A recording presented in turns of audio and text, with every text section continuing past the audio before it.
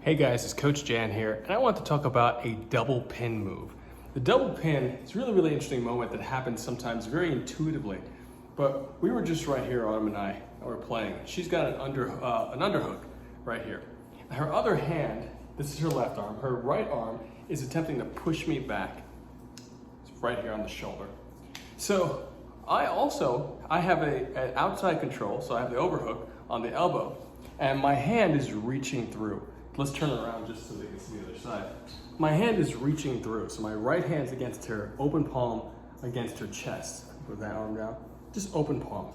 So let's talk about this moment for a second. She's attempting to push right here, and it's gonna be tough because I have this position right here. My forearm is past her elbow. So if she's trying to slide me off, my forearm is going to stick. The skin is gonna catch on her, right on the joint of her elbow. So it's gonna be really tough for her to get me off unless she does some wiggling and etc. It's not impossible by any means, but what I'm getting at here is this really cool pin. So she pushes me off, she has a challenge getting me off, and I know that I can use this hand, my backhand, to pass it, to block it, keep it in this space right here, and to bring the hand down. Now look at this. This moment right here is so powerful and important, and this is one of the coolest things about push hands to me. It's the ability to have the awareness on one limb and to do so much with just one limb.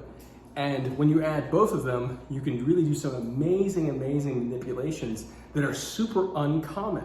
And the uncommon things get people to think differently and more so to be potentially concerned and jump into a fight or flight moment where they're really erratic. And those little erratic moments are where we, with our calm practice, can really take advantage and get the win, get the big push, get the moment to move them off their balance, their weight, and throw them potentially, etc. Anything you want to do. So here, pushing, I drop it down. Now just look, let's stand up a little higher so they can see.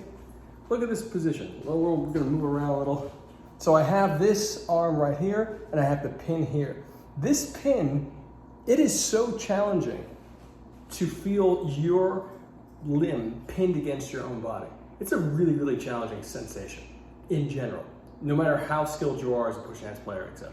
So I just wanted to get you to this moment because here you have this great experience where you can create your little ward off space, ward off posture. Remember the ward off posture is right here. This little imaginary beach ball that you're holding. So first you have your reach downward. So the reach down looks like this. It might be, if you're doing a reverse breathing Tai Chi form, you might be doing this little reach right here.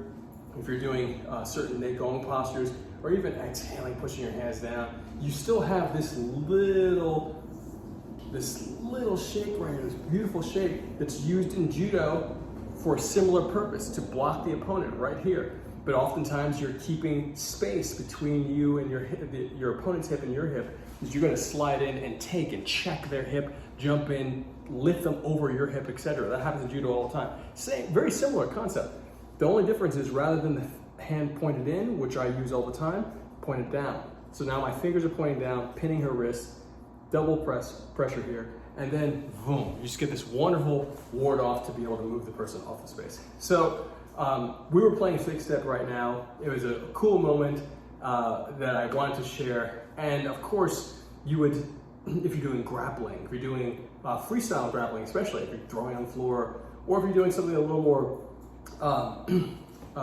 push hand style, where you have moving step push hand style, where you have the ring out and the ground. These are just wonderful concepts and moments to work toward. When you work toward these moments and are really aware of them, you can start drilling them.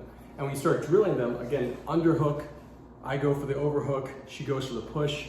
I can take it down with one arm. I don't even need the other arm to stop her hand from sliding off, because it could slide off. If I want to keep it here, I could use my backhand, but if I don't, I can just use my shoulder, and then boom, now I have this double position, and then boom, ward off right here. And I have my hand up, ready to take whatever happens next. So, just wanted to show you guys that. Love you so much. A lot more cool stuff coming soon, I promise.